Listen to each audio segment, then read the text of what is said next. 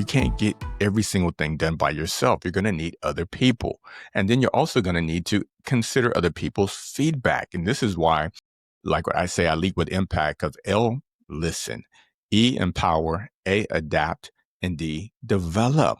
And what I realize is that some managers, some members can't listen. They only consider their one viewpoint. Other times, you have to look at whether or not somebody is adaptable. Can they change the way they're doing business? Can they change who does what? And then you will make a determination that this person is used to what they say goes, so they can't take feedback from other people on the team.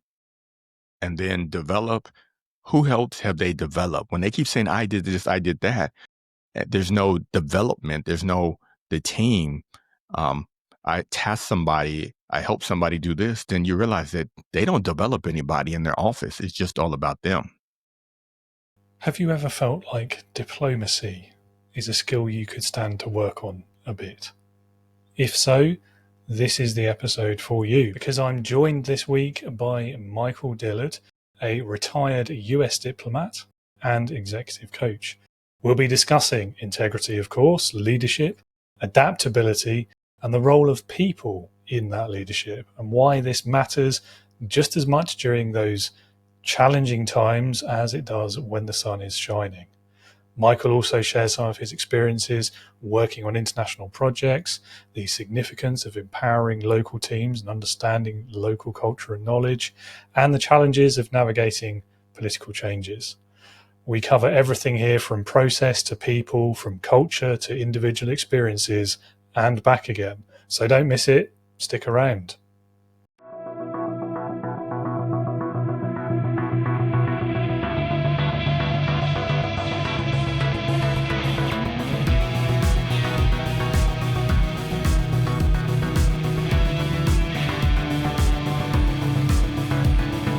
Welcome to the Leading with Integrity podcast.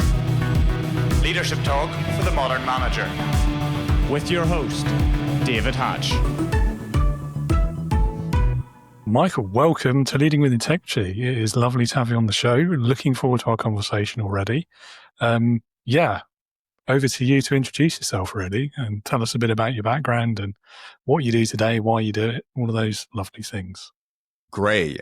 Unemployed on a Friday, a U.S. diplomat on a Monday. Can you imagine that, right? Like, does that really happen to people? Yes, that is my story.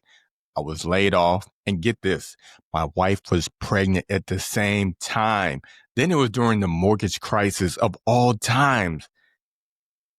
Unemployed month 1, no income, no check. Month 2, no income, no check. Month 3, I'm applying for any and every job. David, can you imagine having no income coming in? Then I had an opportunity to go and be a store manager in the mall. But my wife said, Michael, something better and greater is in store for your life. Guess what? I went to the interview anyway. While I'm in there interviewing, my wife is walking around the mall praying that I don't get the job. What type of spouse does that? The next morning, I'm excited. I check my email waiting for the job offer. But instead, I see an email that says, interview Washington, D.C. for a financial controller job.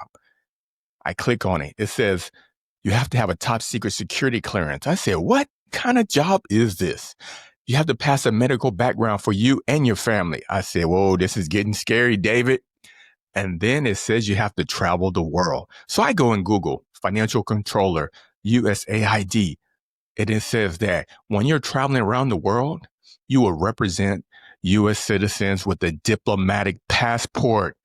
David, I accidentally applied to be a U.S. diplomat, and they let me in. And the rest, as they say, is history. That's just one version of my story, you know? And the most important thing is that it was integrity that made all this possible, right? Doing the right thing at the right time all the time. So that's just a glimpse of who I am as a person. Well, I've met quite a few and talked a lot about accidental managers on this show.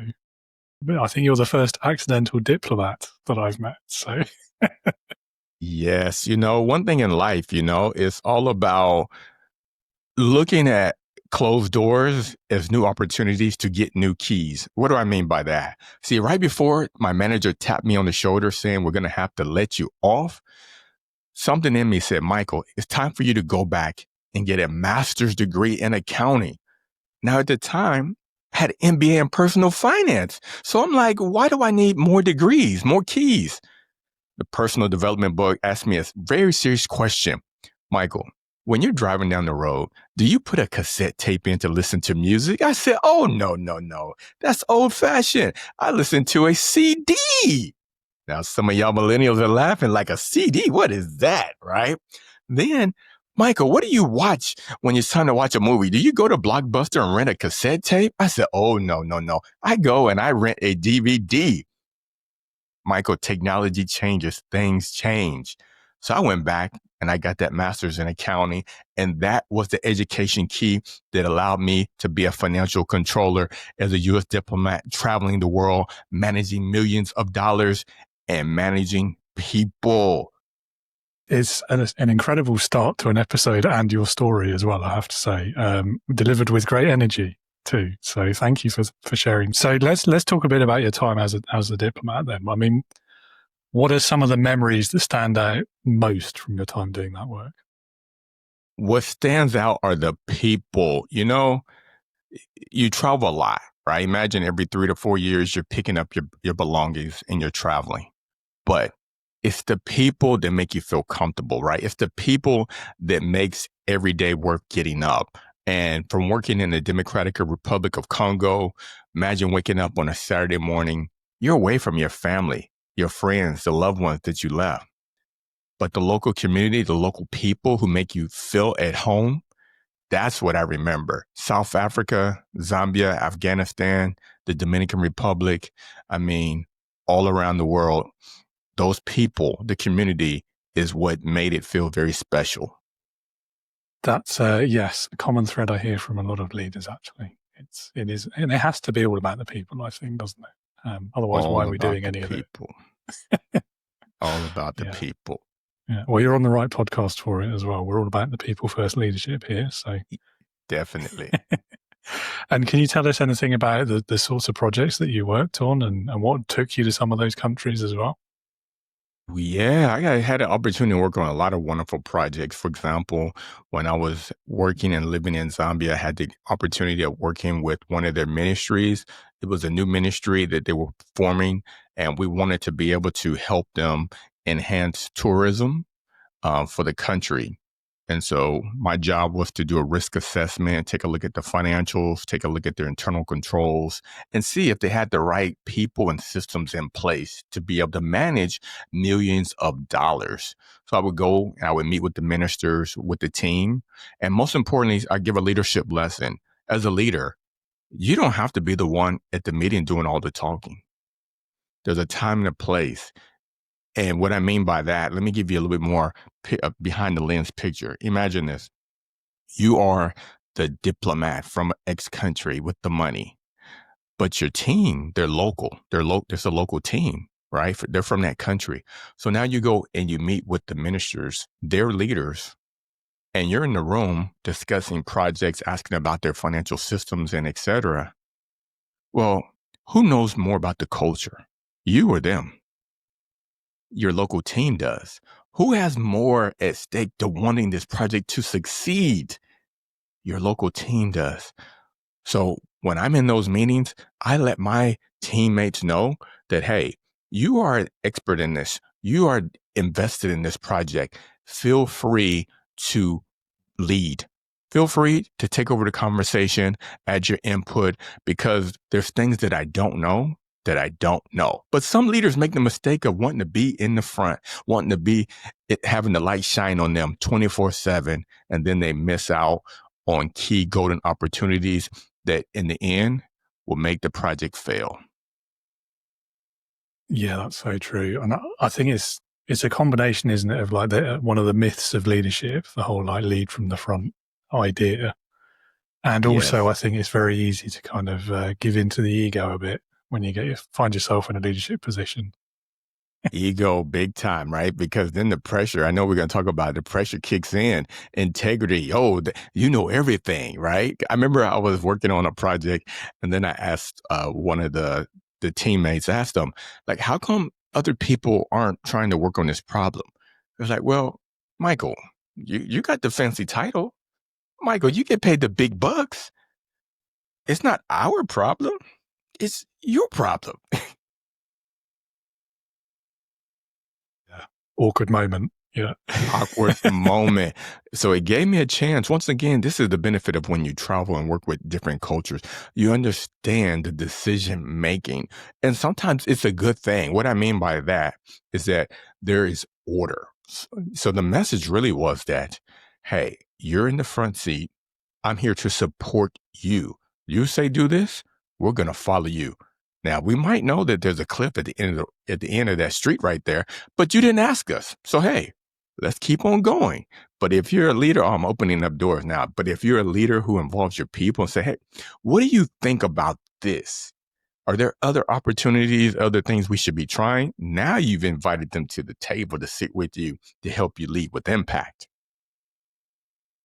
Yeah, absolutely. It's the difference, isn't it, between genuine collaboration and true leadership, and yes, on the other hand, what I would call malicious compliance. The whole like, well, you didn't ask, so that is rampant right there. Malicious compliance. You see that all the time, and people just sit back, right, watching like, when are they going to hit that brick wall? When are they going to hit? Oh, it didn't work, did it? Oh, yeah, I didn't know it wasn't going to work. Yeah, it's like the Michael Jackson meme, isn't it, with the popcorn? Yes, yes. Can't wait. Absolutely. Yeah. And so I'm loath to move on because I feel like there's a really loads of more interesting stories you can tell there as well. But I am also curious to hear the story of how you went from that role into what you do today and what was behind that change and that decision process. The change came because I'm overseas working in a country. I'm the regional financial controller for 5 different countries, leading, organization at the time. We're managing about 500 employees. I'm responsible for the budgets, the accounts payable division, and audits. And I'm the leader. And each country had their own leader. So therefore, when a leader in X country had a problem, when they deal with finances, they're calling me. They're wanting to meet with me. But I can only be in so many places at so many times. Then I ended up getting a leadership coach. Had a leadership coach, and it changed my perspective. I went from being burnt out to working 24/7, working on the weekends, to having more time on my hand. I was a changed person, so much that I went and I got trained to become a leadership coach as well. That moment changed me, and I am a true believer now. Leaders, you need a leadership coach in your corner because they will provide you with new perspectives on how to lead with impact. I'll give you an example. An empowerment example that I always give and I'm always coaching people on. You have 2 employees. One employee on the spectrum from, say, 0 to bottom, 10 goes up here in motivation, then 0 here at the bottom, and then 10 over here as far as knowledge of the systems in your organization. If you give that employee that's a 10 in motivation, but a 2 in knowledge, in organizational knowledge, they're going to fail because there's a policy. There's a pothole at the end of the road that they don't know about. There's a limitation. They're going to fail. But you try to give them that project. Week 2, what is that going to do to the morale? Then you have the employee that is a 2 in motivation, but then they're 10 in knowledge. Guess what? You give them the project and they're just like, I'm sick. Can you help me do this? Right? They're not motivated. So guess what? Once again, you delegated somebody. You tried to empower them and it failed. But if you have had meetings with each one of your employees every quarter and you just said, hey, where did you work at before you worked here? Now you get to know the person. Someone might say, oh, I used to work for the government and I was responsible for doing audits. Okay, so what made you come work here? Well, I really like the cause. I really like what the organization stands for. So now you realize that this person is a value-oriented employee. So now you can task that employee to work on things that add value. The other employee used to work at another company and it was slow paced and they wanted to do more things, more fast paced. They wanted to learn new things. You take that employee and you expose them to your new projects. So this is how you are empowering employees. So this is why I say I help leaders and organizations lead with impact. You kind of drawn a picture of a graph there, and I like the graph. It's a tough one, isn't it? It makes me think as well of like the hiring conundrum that a lot of managers have about whether it's better to look for like that dreaded term fit, which I think they really mean like personality and work ethic, all these other kinds of things that are borderline impossible to judge in an interview, but set that question aside. But it's that question of like fit versus skill set and knowledge and experience. And I feel like a lot of hiring managers struggle with that, the balance between those two priorities. And it's maybe a parallel to your graph as well, isn't it? Because to me, like I've always thought the skills are great, but I can teach those if they don't have whatever that ethereal fit thing is, however we decide to describe it. Like if they're not right for the organization or they won't fit with the team, that's more important. So I don't know. I mean, am I straining the metaphor? Does it make sense to you? No, it definitely makes sense. I've hired, lots of people throughout my career, and I look back and I felt like each hire was a perfect fit for the organization at the time. You might have an employee that is very, very knowledgeable that you're interviewing, but you realize they don't get along. They can't work as a teammate. They're saying it. It's coming out their mouth. I'm a good team player. But then when you ask them for examples, I did this, I did this, I did this, I did this, I did this, I did this. They can't be a team player. They don't understand that you can't get every single thing done by yourself. You're going to need other people. And then you're also going to need to consider other people's feedback. And this is why, like I say, I lead with impact, because L, listen, E, empower, A, adapt, and D, develop. And what I realize is that some managers, some members can't listen. They only consider their one viewpoint. Other times, you have to look at whether or not somebody is adaptable. Can they change the way they're doing business? Can they change who does what? And then you will make a determination that this person is used to what they say goes, so they can't take feedback from other people on the team.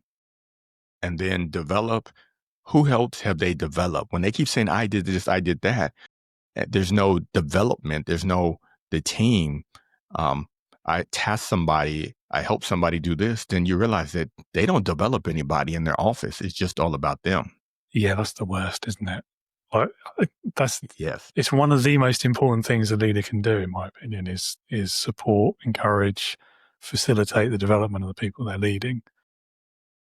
And I don't know, I sort of understand the human nature aspects of why a lot of people don't do it, because they're afraid they're like creating competitors for their job or something. But everyone's a winner if you do it right, though. Yeah. Yes. And that's what comes down to organizational culture too, right? Because organizations sometimes they look and say, if I move David here, who's going to take David's spot there? Because his team is operating at a 10. So then they decide to hire outside. But if there's organizational development and trust within the organization and say, look, David, when you develop your team and they're ready to go, then we're going to bring you up. And if that's the culture, then everyone has an incentive to develop the people below them. And then the people at the top, if they're developing the people below them as well, it's a win-win. Yeah, I think there's a mindset issue as well in there in those, and it's kind of linked to the culture, isn't it? But yes, it's I can't remember who originated this particular cliche. It might have been like a Dilbert comic strip or something, but it's that conversation between these two senior executives about training and development, and like one of them saying, well, what if I put loads of money and time and resource and train this person up and then they leave? And then the counter argument to that is, well, what if you don't and they stay? Like, I like that one. I like that one. That's a funny one. and it's I mean, I've seen it. I'm sure you have as well. People do that. They're like, no, I don't want to give them too much new skills or new training. I don't want to get them to get too qualified, because then they'll be overqualified for their job and they'll leave, and then I have to go through all that hassle of replacing them. The other aspect comes down to empowerment, right? That's why the Lead with Impact framework I developed, it came from like 15 years of traveling overseas, military leadership. And I noticed a pattern. Your point is they don't want to empower other people, because if they empower other people and they teach them, then the people walk into the office and they literally bypass that person, and then they go to the other person, right?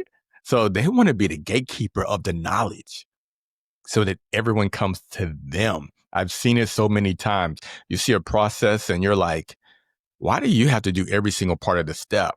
The reason why is that's how they stay valuable to the organization, because you can't get rid of them. They start realizing, if I'm the only one that knows how to do it, you're not going to get rid of me. Yeah, the flip side of it, of course, is you won't get promoted either. Because you'll be stuck there, won't you? Because if no one else can do it. Yes. And so I noticed those signs as a leader, and I would diversify the skill sets, because I realized that there will be future opportunities for growth. And you don't want, as a leader, when you look at your org chart and you see people who are very knowledgeable, but at a lower grade, you see some people who are very senior, but they haven't adapted to new ways of thinking, new ways of doing business. You look at the gaps and you start to realize that if you don't start to have some type of system where you're cross-training people, when you have a gap, someone is out for, say, 6 months, they're out for 3 months, you're going to suffer and struggle. But if you are nurturing everyone within the organization, within your department, exposing them to what the other side does, now it's easier for the systems and the processes to continue to flow. And then people also are happy because they start realizing, oh, I didn't know that's what you were doing. I thought you were just ignoring me. But now I realize it does take you 2 hours to pull this report. Definitely. But yeah, and also it makes like the teams gel a lot easier as well. You're removing those silos. If everyone understands everyone else's jobs, then they can find ways of making other people's lives easier. Like, I know if I prepare this report in a certain way before I send it to you, it will save you half an hour, for example, every time you have to do it. That sort of thing, where if you don't understand what their processes are, you can't do that. So yeah, I mean, there's so many benefits to this way of thinking, in my opinion, anyway. No, a lot there. You're spot on. Yeah. And your point, of course, as well, is if someone's out of the business for whatever reason, and you see this in small companies a lot as well, where people don't want to, they're very protective, they're doing the gatekeeper thing, and they're not thinking about what happens if something happens to them. Like the business owner, the founder especially, like they can be very protective of their knowledge and their status, their position in the organization. But ultimately, like, they will suffer most if for whatever reason they have to be absent and no one else can do the jobs. Yep. And they always feel like, well, when it happens, I'll deal with it. You know, they play the odds and, they roll the dice. If it happens, I'll deal with it, is what they usually say. Yeah. Yes, if it happens. And when it normally happens? It happens during the holidays. Yep. Thanksgiving, Christmas. Oh, yes. You can tell stories on that. Somebody had all this leave saved up, and then ex-employee had all this leave saved up, and then no one planned for the fact that the third employee, guess what? They have a medical issue or something. So instead of 2 people being out, 3 people are out. Yeah, absolutely. It's the same argument for why everything should be documented as well. Because again, that's the thing small companies tend to resist. Exactly. No, documentation, which is when you start to document, you start to see the resistance from some people, right? Because now they started thinking, wait a minute, you're about to outsource my job. They start to not want to participate. But then those who see the future realize that it makes it easier to train the new person when they come on board. Because now there's SOPs, there's business processes, there's also the ability to have better communication with everyone in the office. Because look, this is what we agreed on how this process was working. I was working in a country and there wasn't a lot of systems in place. As a result, I was able to organize the basic business processes, not the ones that, make a decision here, but then tomorrow might depend, but just the basic business processes. Met every week, made sure that the local team agreed to the business process. Because what can happen when you bring in your external people, the experts who've been doing it for 15 years, yeah, they say it, this is how they do it, but that local environment, they may want to drink tea before they start work, right? So you got to put that in the business process, drink tea, work, and et cetera, right? Otherwise, you're off to a bad start. So you have to let the local team own it, because if someone else says it, well, they said, versus if they own it, they have more buy-in. So revamp everything, not everything, revamp the basic system, basic processes, document it. The quality of work skyrocketed, all because things were documented and everybody realized we're going to do this way every single time, versus one person might save a file as the year and then the project name. The other person saves a file as project name and year. Yeah, that consistency is really important, isn't it, in any business setting? I mean, like the more volume you're doing, the more important it becomes. Yes. Yeah, and as a Brit, I fully applaud any process that includes have a cup of tea, obviously. Yeah. Most definitely. I love some Earl Grey tea. Loose leaf. Yeah, excellent. Yeah. Big fan of coffee as well, I have to admit. But yeah, I need the caffeine. Definitely. Not to veer into politics too much, hopefully, but obviously having spent as long as you did in US aid, it's probably been a difficult couple of years to be watching what's happening to that organization. Yeah, when it comes to politics, I don't speak on it because, you end up alienating half the country. That's fair. And so I stay out of politics. And that's one thing that people, some people don't know, is that when you work for the federal government, you're working on behalf of that particular entity that's in the office at that point in time, and you're fulfilling their mandate. It's not about you. It's about, okay, this is the vision that they have, and you're implementing the vision that they have, because as you can imagine, everybody has an opinion, but then if you got 100 people in a room with 100 different opinions, then it becomes harder, right? But if that one person is responsible for ownership in what they do, then they own the successes and they own the failures. And so every time there was a change in administration, it was business as usual, pretty much. The only thing would change is what initiatives are the U.S. government going to focus on? And sometimes it might be a geographical shift from working in Africa to maybe working more with Europe, or another administration wants to work more with Asia. Another administration wants to focus more on health. And then another administration might want to focus on good governance. And so my job as a financial controller was just to make sure that we managed and protected the taxpayers' money. Fair enough. And the diplomatic answer that I probably expected as well. Thank you. No, I'm well done for keeping me out of politics as well, because that's a struggle of mine. Okay. Yeah. I say, I mean, that pace of change between projects, I mean, every couple of years, do you get used to that? Or do you always have that sense of leaving something slightly unfinished?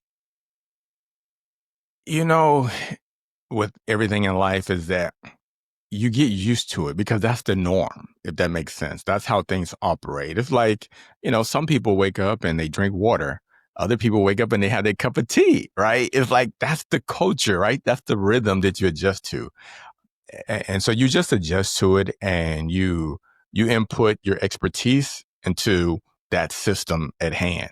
And then when things change, you just adapt. And that's one thing, once again, this is why I love the Lead with Impact framework. The A stands for adapt.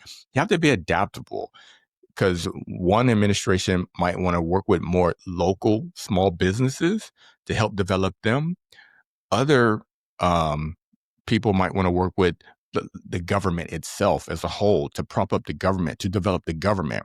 I worked on both projects, and there's pros and cons to each one. You work with the government itself, you pump in money, you help that government system to be able to be revamped, have more internal controls, to be able to hire more people from that local country, and you see large projects get developed and implemented.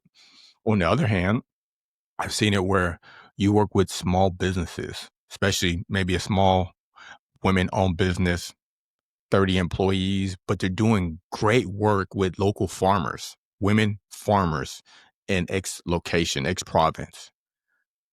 So that helps build up the economy. It helps build up the skill set. And also it allows small banks to invest with those small enterprises, because it showed that, look, these people have the financial knowledge, they have the technical expertise, and year one, they're planting seeds. But at year 5, they're just yielding acres of crops.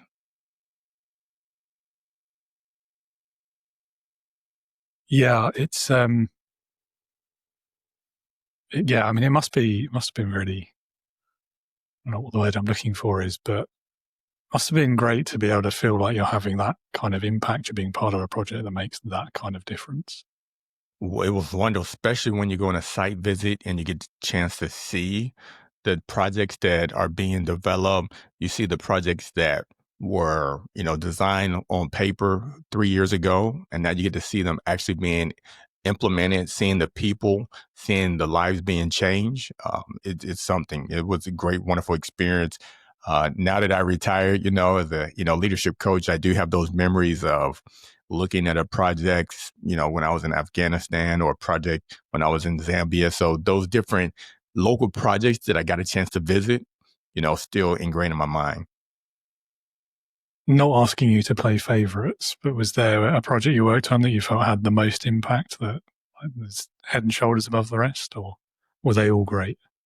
They were all great, David. Each project, because it's all about the one person, right? It's not, it's all about impacting one person at a time. That's what it's all about. And some of the impact, you truly is priceless, because the person, say there was a project we developed working with, say, women who were working on the streets.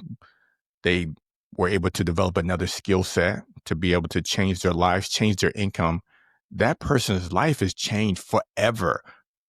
Their children's lives are changed because of the change and support that woman had. But then you turn around and say, okay, education, being able to teach a young child how to read, how to be literate, they're going to become a doctor. So there's so many different great stories that it's hard to choose one. I can see that. That's leadership, isn't it? Ultimately, but on like a grand, meaningful scale. Yeah, I'm not jealous. Yeah, definitely. When you said on a grand scale, you can see that managing, $10 million project, and then you manage a $2 million project, there's huge difference in numbers, but it's still about that impact to one person at a time. That's one thing we would always look at, is how are the people impacted? Of course, the more money you have, the more impact that you can have, but it still goes back to the beneficiaries. How are they going to benefit? And for example, you might have a little girl named Sarah, right? Sarah wakes up at 5 a.m. She walks to go get water for her family, walks 5 miles. She walks back 5 miles. Now she has to walk 3 miles to school. When she gets back home from school at 3 p.m., she has to go walk and get more water. So now she walks to get more water, and then she walks back. Sarah is tired and exhausted in school. But then imagine there's a water project that's being developed by the international community, right? The Brits, US, Swedish, all these different countries come together and they start building boreholes in local communities.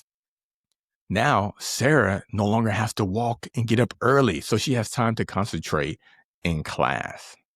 Yeah, it reminds me of that metaphor about shoes. You've probably heard it, but the reason why, having money and not having money makes a difference in the simple example of the shoes is the poorer person will probably spend a lot less on a pair of shoes, but they'll have to do it like every 6 months or something because they fall apart. Whereas the well-off person spends $50 or $100 on a pair, but they'll last like 10 years. And it's such a great illustration of the difference, isn't it? Which it always sticks in my mind. Yeah, resources make a huge impact. Yeah. Whereas, like numerically, the difference isn't that great, is it? And actually the person, paradoxically maybe, the person with the least money probably ends up spending more on that simple essential over a long period of time. And it happens. Quality, right? Quality does matter. My wife was telling me one time, like, why are you buying that? Oh, because it's cheap. But no, it's not going to last. Go ahead and spend the extra dollars for something quality. For example, there's a shirt brand I love. I love wearing Johnson Murphy shoes and shirts. Can you believe that I have these shirts that I bought when I joined as a U.S. diplomat? I still have the shirts. Talking about quality. Yeah. Because it's cheap. Well, yeah, I mean, it is right now, but it's not over the years, is it? Yeah. Exactly. Great lesson, that. Let's talk a little bit about integrity. So it's been said that integrity is, and it's one of my favorite definitions, this actually, as you can imagine, I hear quite a lot because of the name of the podcast. But so it's been said that integrity is doing the right thing even when no one's watching. In the leadership context, though, why do you think integrity is often the most tested when things are going wrong, when everything's falling apart around you? Wow, there's multiple answers. Ownership, right? When it comes down to a failure in a project didn't deliver, people go back and say, what happened? That leader for their division, they go back and they take a look. You got the leader over project development. You got the leader over, say, internal controls. You have the director. Everybody's looking and find out, wait a minute, what happened? How did this project fail? Now, the leader for internal controls looks down and realizes that when they look at the report, that their team actually never interviewed the procurement specialist, right? Or that their team never verified that the location existed. So now, if that director tells everyone that, we failed to check, what do you think is going to happen to that person, right? There's a big chance that they might get fired. Or could it really be a learning lesson? So people don't want to lose their jobs. They don't want to lose money. So that's when you start to have integrity issues and problems. Whereas if there's an organization that's all about failure, hey, let's fail fast and learn from it. Let's fail fast and learn from it. Some of the big companies are kind of like that, who are into development. They're like, okay, we realize that doesn't work. We'll make a correction, and then we'll make sure we prevent this from happening. So it comes down to your organizational culture. If your organization rewards people who have bad integrity, well, guess what? They're going to continue to step over people to get to the top. They're not going to tell you what the real problem is because you really don't want to hear it because your actions speak louder than words. That's so spot on. They don't want to hear it. Yeah. Absolutely. I don't know. It's a funny one, isn't it, though? I think there's the right kinds of organizations. I feel like you're going to be more likely to have that bad outcome and get fired or whatever if you try and hide the mistake than if you just owned up to it. Well, I think sometimes they won't catch it. Like, depends how big it is, I guess, doesn't it? How bad it is. Right. They won't catch it because they can. Because think about it. If you realize, like, say you're the director of the health, and your team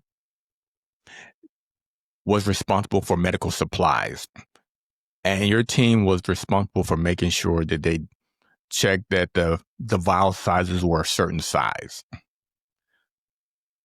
But someone also realized that this particular vial size is very popular in the private sector. Like, they're hard to get. It's hard to get these vials because they're so expensive. Fast forward 2 years from now, from the project development, all of a sudden, these vials are showing up in the black market, right? They're in the black market. They're being sold. And people are like, wait a minute, how are these vials in the market and they have our logo on it? Like, how did this happen? So you end up with a dilemma there. Should there have been more internal controls, more spot checks and counts on the equipment? Should the person have known that ex-government employee might want to siphon some off to make extra money to buy 3 houses in Europe or in the US? So whose fault is it? Is it somebody? Who do you blame, you know? And so, but at the same time, it's hard for the director of the division to really say that, hey, John, you know that this probably was going to get stolen in year 2 or something. It's going to be siphoned off. Why didn't you do spot checks? Why didn't you do? Well, no. We're not auditors. You see, that's what they're going to say. We're not auditors. We don't know. We didn't know that. So you see, they shift the blame to somebody else, to the accounting side. The accountants and people are saying, wait a minute. We don't even know the difference between a 3 milliliter valve and a 5 milliliter valve. That's your expertise. So it goes like this. Yeah.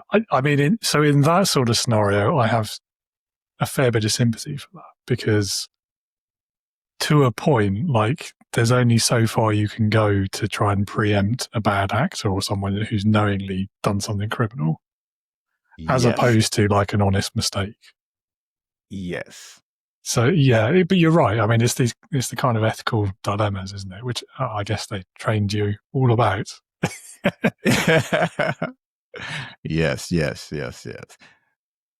You've mentioned your lead with impact framework already.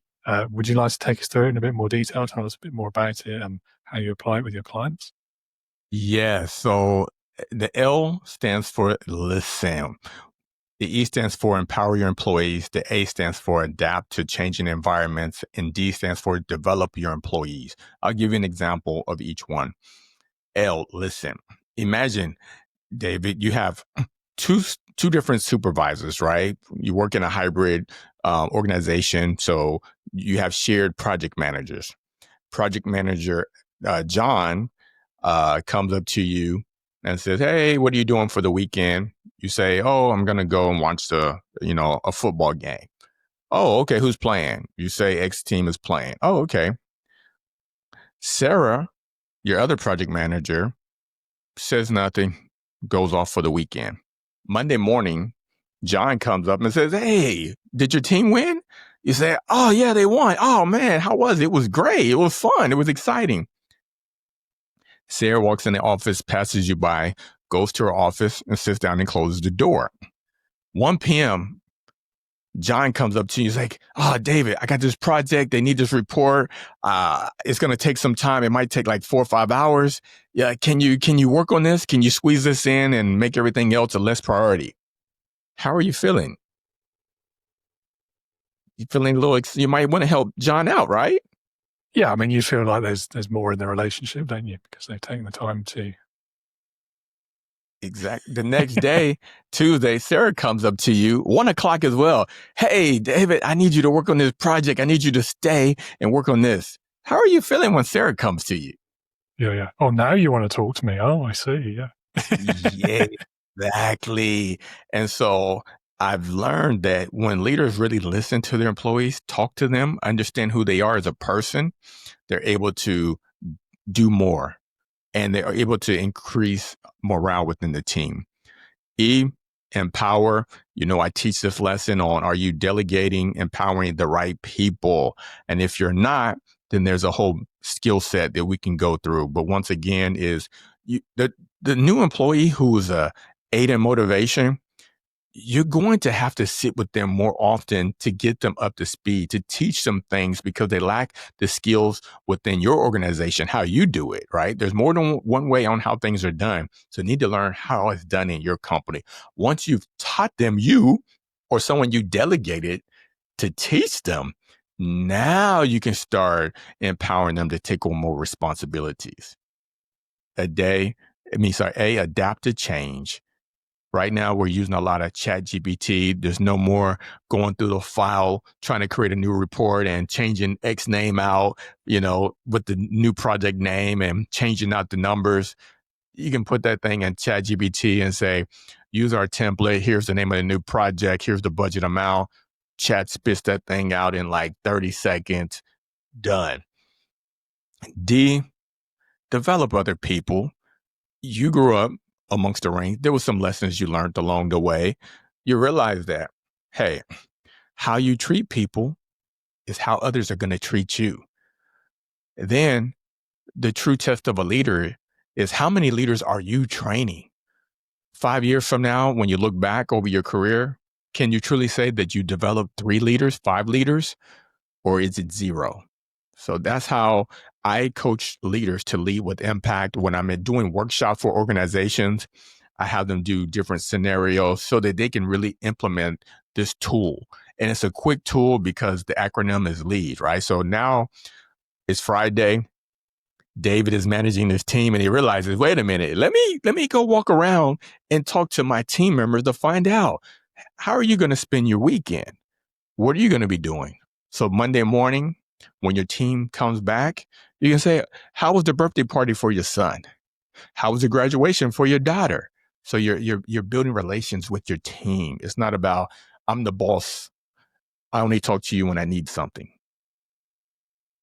Yeah, I was going to say exactly that. Because we've all worked for those sort of managers and leaders over our time, I'm sure. They literally only talk to you when they want you to do something. And that's it. And then you don't hear from them again until the next thing. Until the next urgent fire that needs to be put out, and now they need your help. Yeah. And also, I've got to say, because I say this every time, if everything is urgent, nothing is urgent. Like, that used to wind me up. When you work in a fast-paced environment with everything is urgent and seeing people get burnt out, you realize real quick that you need to put a system in place. And I had to shut down operations. I was working in the country. David, I had a notice that went out that said on Tuesdays and Thursdays from 1 to 2 p.m., our offices are closed. Don't come down. Because there's a thing called hurried sickness, which means that people will make basic mistakes because every time somebody walks to your desk and they're hovering over you like this, hey, where's my payment? Hey, did you see the email I sent you? Hey, what about this? Hey, I got a question for you.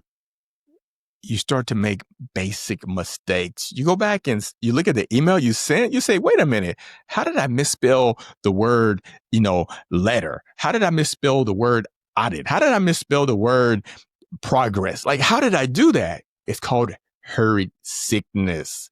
And so I realized a lot of leaders, they face burnout, which is why they can go on my website and download the leadership and financial wellness kit to avoid burnout. Yeah, it feels like one of those things that the further we get into whatever the latest iteration of modern workplaces is, the worse this seems to get. And AI, in theory, should be saving a lot of this, but I don't know that it is. Well, AI can be, as we know, so the other side of AI is that sometimes it'll spit out the wrong information. Like, have you ever put something in AI and then you tell that thing, wait a minute, I didn't do that, right? It says that you used to work for, X company. And you're like, no. You take that out my bio. I never worked for NASA. Like, it'll just make up some stuff sometimes, It is very inventive, though, isn't it? Like, yeah, I don't know. I don't trust it with anything where the facts matter. That's my personal rule at the moment. That's a wonderful aspect. It can help you get a little further down the street. It's like going from the bicycle to the automobile. It gets you a little faster, but you still have to make sure you got your seatbelt on and other safety guards around what you're putting in and what it spits out. Absolutely. Yeah. So in other words, proofread everything. There we go. Yes. Which most of us were doing anyway, weren't we? I don't know. Maybe just me. Well, that's that depends on the employee, the ownership, and there's classic examples of something didn't go right because everyone thought the other person checked it. Yeah, there was one especially famous one, wasn't there?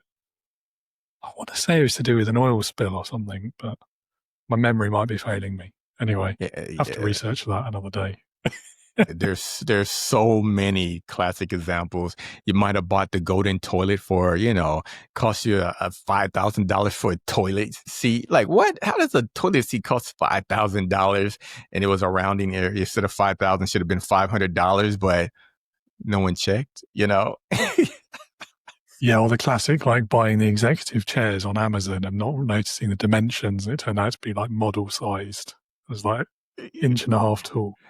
Yes. Yeah. Gotta love it though. Wouldn't have these fun stories otherwise, would we?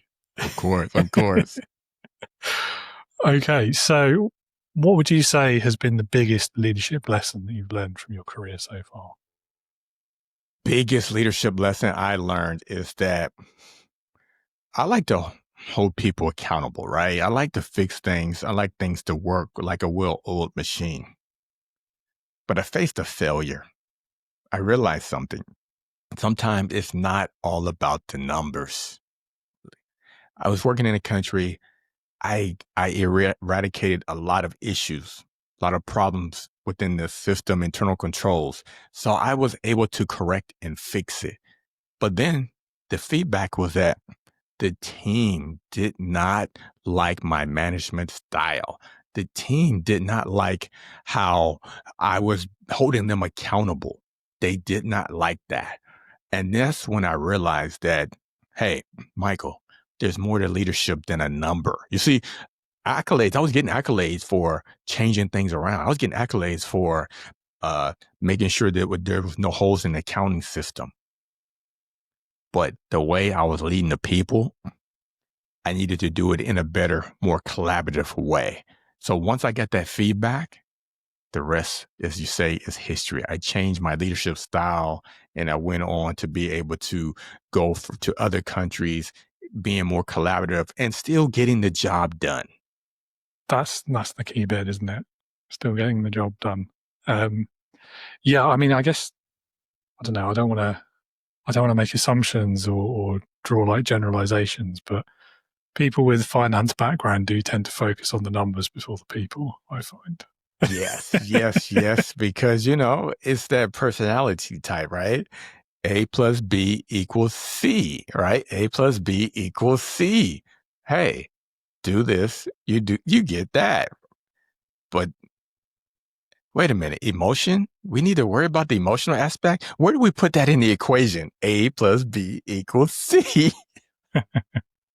Yeah, I know. I guess it's a virtue of the training as well. Like you're taught about numbers, and that's your thing. That's your role, your job. That's what you do. So it makes sense. Yes, and this is why a lot of organizations are suffering with like burnout and high turnover because they don't understand how to teach and train the directors and leaders who are now managing people. They're not managing numbers. Numbers don't have a voice. But people have emotions. So they're not teaching them how to lead with emotional intelligence. And that's why people burn out. You look around a team, ex-supervisor took over the team, and now 3 employees have left the team. Yeah, I think there's been quite a few shifts in the workplace over the last decade or two as well. And in society at large. I think the COVID experience definitely had an impact on that as well. And there's maybe a generational aspect to it too. So there's a whole thing. So yeah, like 15, 20 years ago, it would have been fine to just be, for any leader really, to focus on the numbers, the bottom line, the well, it wouldn't have been fine. It would have been perceived as fine. Let's say that. Exactly. Yeah. It would have been rewarded, right? Indeed, yeah. Whereas now I think that has shifted, at least from the point of view of the workforce and what people expect from their jobs and their places of employment. Definitely. Yeah. It's a really interesting one. I talk about it too much. Hey, no, that's because you're seeing it, right? You're seeing the lens of the gaps, changes that are taking place, and that some organizations aren't making the shift. They're not adjusting. And as a result, they're going to face some obstacles, some turbulence within the organization if they don't fix it and make adjustments sooner rather than later. Absolutely. It was, I think, particularly interesting, like the COVID years and then that year immediately after, where the pendulum had like swung in favor of the employee for a little while. Yes. And I think it's starting to swing back again now, unfortunately. It is. Yeah. So what's been your worst or best or both, if you like, experiences of being led during your career? You don't have to name names unless you want to. Let me pause and reflect on the best experience of being led. I think it's when it's been when I might have had a difference of opinion in how to manage people. For example, you get a chance to see what leaders above you value. And sometimes you realize that some leaders, they don't value the people. As a result of them not valuing the people, they're all about the external political capital that they can gain. So I learned by watching, is the point I'm making. I learned by watching to see, okay, what do the leaders above me value? And once I realized that they don't really value the people below them, they just value the external perceptions, well, you adjust. Also, if you realize that some directors, they don't want to hold people accountable. They don't want to hold people accountable whatsoever. So then you adjust, which means that you might need to hire an extra person on your team because you have a few bad actors to fill the gap, because upper management doesn't want to deal with that issue. You have some leaders that are people. They like to walk around and talk to different people every Friday. Others are like, look, don't talk to me. I'm busy. You come to me. So I learned by watching. Yeah, there's a whole topic around that sort of that managing upwards in there, leading upwards, I prefer. Yes. And I feel like, that's a really great tip. Like the first part of that has to be you like watch, listen, see what the priorities are for that person. And sometimes, that is going to mean you sort of have to stand between them and some of their worst instincts, shall we say. Definitely. Yeah. It's that old middle manager squeeze again, isn't it? In the middle, the people are chirping, da, da, da, da, da. At the top, you see that the person actually doesn't care. So it's like, do you tell the people that actually don't care, or you just, you kind of hint upwards that some squeaky noises happening here and there. You say, yeah, that is a concern. Maybe it'll be addressed 2 months from now, etc. So you're buffering, right? Like until eventually, last story for you. I came into a position temporarily, and I became the person. I was at the bottom like, well, this needs to be changed. Guess what? Who was in that seat? All of a sudden, I found myself in the seat, and I started making changes immediately using the limited resources, which was the people. Hey, can you help me do this? This person, can you help put this in place? And it's amazing what you can do when you collaborate and network with other people. 100% with you there. 100%. It's it's a tough position to be in, isn't it? And I think, particularly the bit about like whether you tell people that the higher ups don't care about something or other. It's an integrity test, isn't it? Ultimately, because how do you do that in a way that is truthful at its core, but without just flat out saying, yeah, they don't care? Because obviously, the second you do that, motivation disappears. It's a real tricky one. It's a balance. You have to balance it, Yeah. I always tried to skirt around it and just say, I care. Yeah. And they'll see that, right? They'll see that you care, that you're waiting for that right opportunity for things to change. That's it. And obviously you have to follow through with your actions as well. You can't just say it and then disappear. Definitely. Yeah. Okay. I've got 2 questions left for you. They're both, I think they're quite difficult, but some guests find them really easy and others agree with me. So we'll see where you land. Okay. All right. So the first of them is, if you could start your career over again, is there anything you would do differently?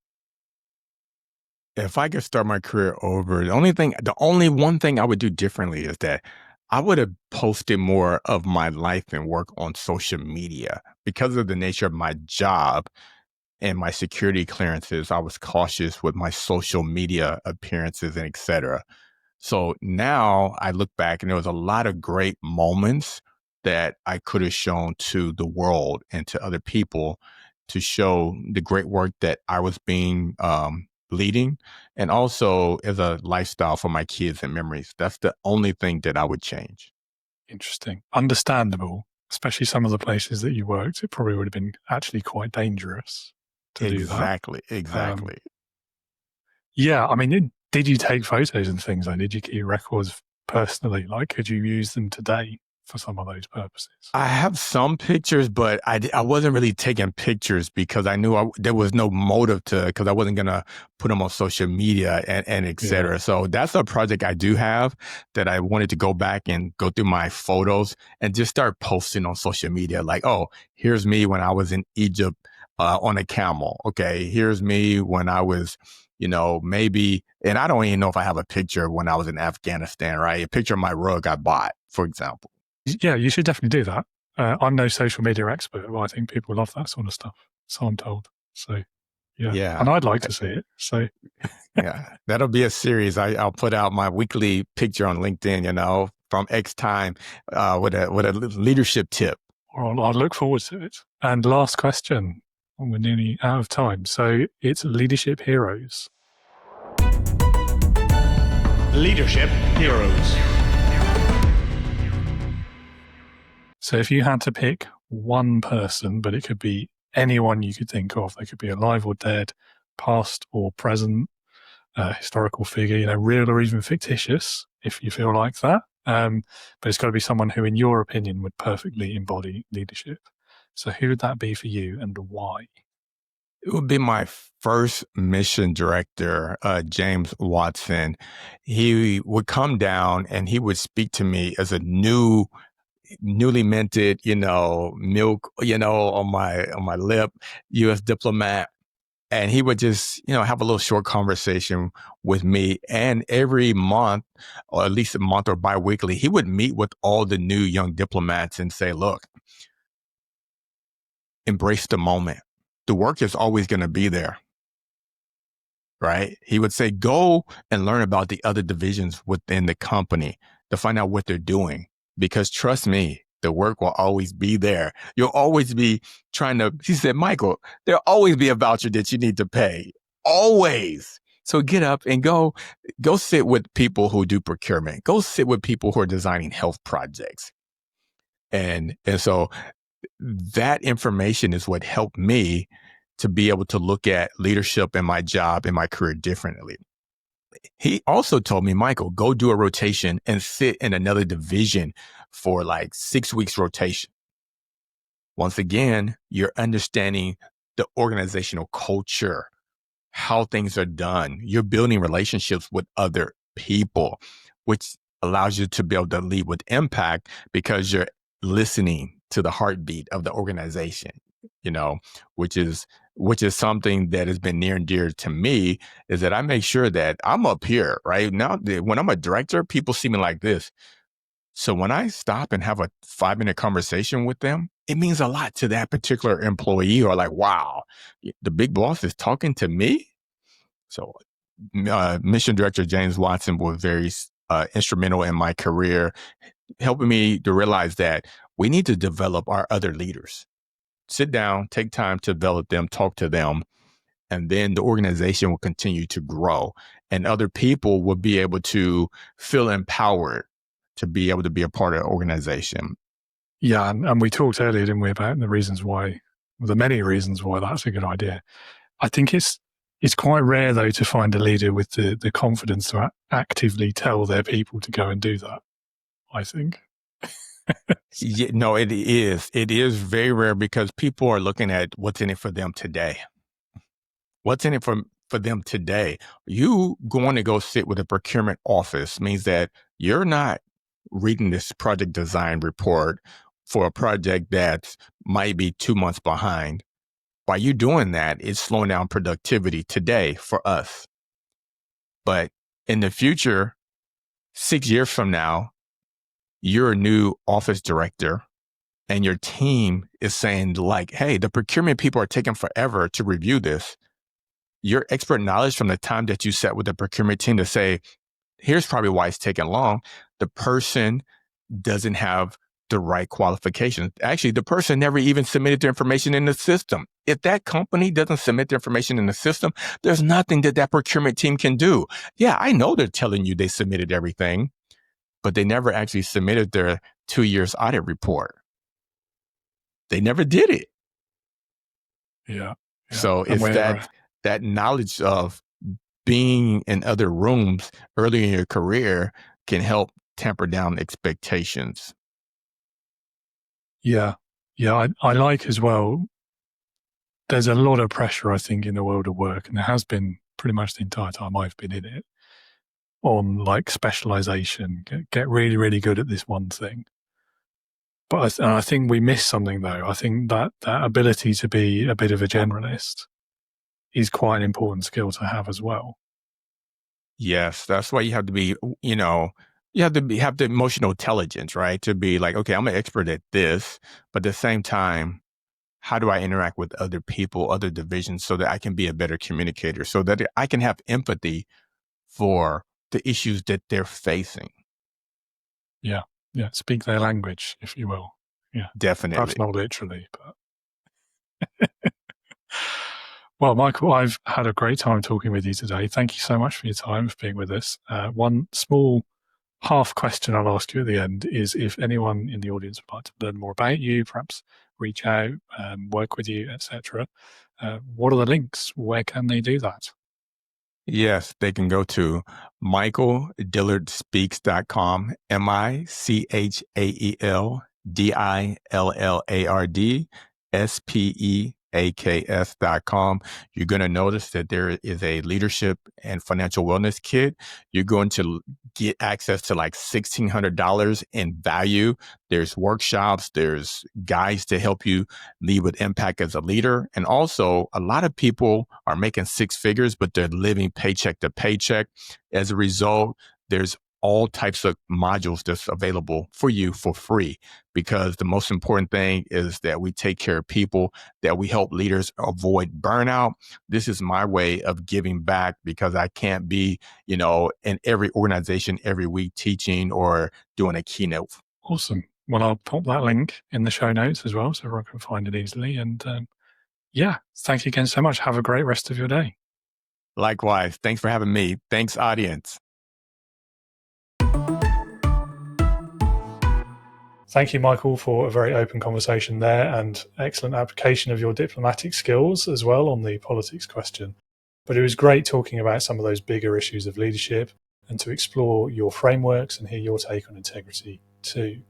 Viewers, listeners, do check out those links in the description, in the show notes, to find out more about Michael and what he does today. Perhaps reach out to him, as I know he would love to hear from you. If you are new to leadership, you're a first-time manager or founder, and you are struggling to swim in the deep end that you found yourself in, or perhaps you're finding it tough to survive in the outer space of leadership, and you're fed up of trying to make it up as you go, then I encourage you to come and join my Integrity Leaders online community. It is built specifically for new founders, first-time managers, fledgling leaders. You can be part of a supportive community where you can gain clarity on your leadership style so that you can lead with more confidence. It's a safe space where questions are encouraged. You can share experiences with others in similar positions in their careers as you, people who get it, all of which while benefiting from exclusive leadership resources, documents, courses, and early access to the Leading with Integrity podcast every week. So to learn more or sign up today, you can visit www.leadingwithintegrity.co.uk, click on that green button on the homepage. And don't forget as well, you can use your listener or viewer exclusive discount code, which is on the screen and also in the show notes for you. So that'll give you 50% off your membership for as long as you stay a member. And you should always please feel free to find me on LinkedIn too. Drop me a DM if you have any leadership questions or if you want to know more about integrity leaders. That's all from me today. Huge thank you again for listening and or watching. Do join me again next week when I'm chatting with Lynn Colpore about her journey from professional musician to digital marketing extraordinaire to business founder and what she's learned about people from using AI in her business. It's a great discussion full of insight and laughter. Sci-fi and Battlestar Galactica may come up as well, so it's another one not to be missed. Anyway, I will talk to you then, and in the meantime, be a leader, not a boss.